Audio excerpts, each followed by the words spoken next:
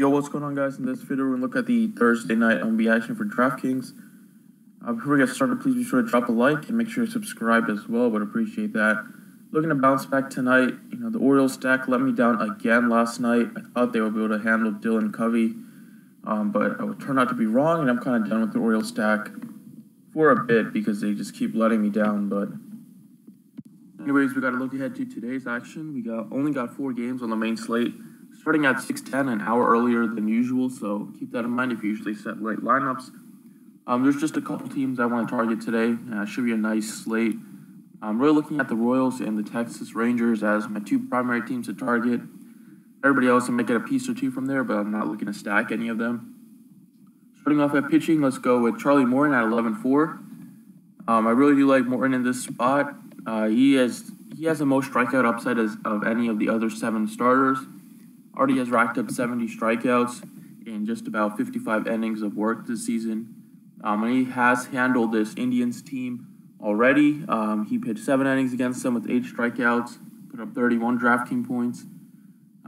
He's on the road, which, he's a little worse on the road, but his numbers are still exceptional with a 2.25 ERA and a 150 batting average against. And like I said, if you're paying up, this Morton does have the biggest upside of anybody. He has been really solid this season, except for a couple starts where he got roughed up, but I think he'll be able to handle the Indians here in Cleveland. Second pitcher is going to be Blake Snell at 8,000. Now, it's a little tougher matchup against the Red Sox, but this is another guy that has great upside. The Red Sox are amazing at home, but on the road, their offense is not as good.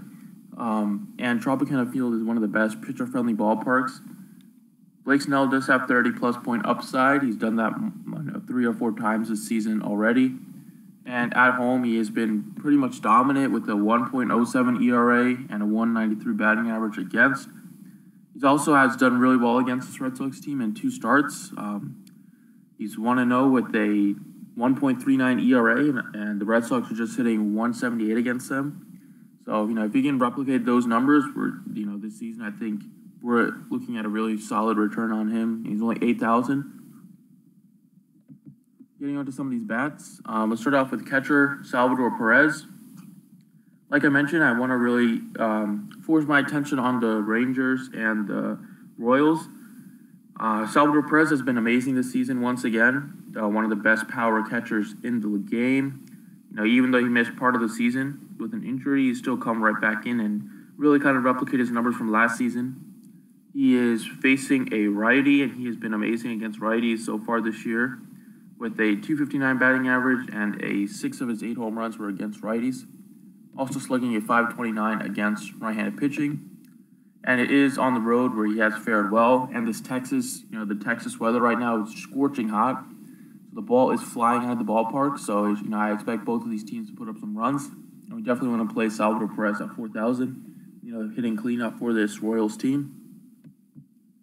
Second player is going to be third baseman Mike Moustakas.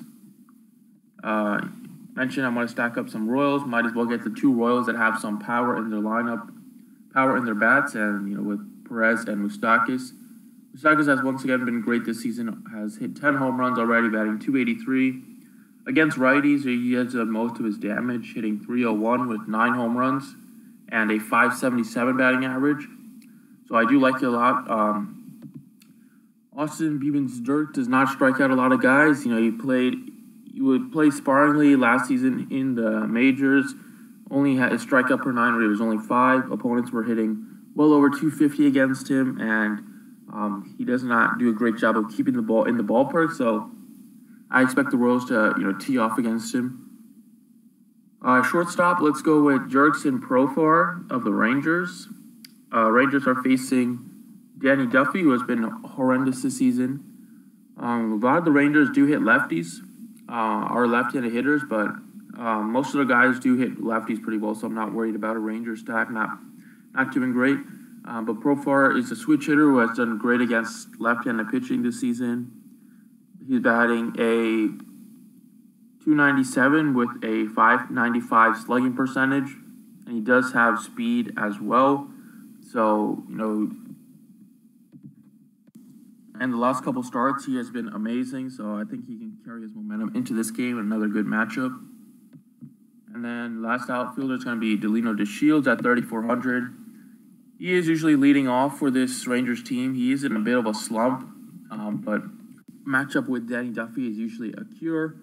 But like I said, a leadoff hitter, if you're going to be stacking the Rangers like I think I will be, it's hard not to play the leadoff hitter, especially DeShields, who does have speed, does have a little bit of power, and against lefties, he has fared pretty well this season, except, really well with a 357 batting average and a 500 slugging percentage so far.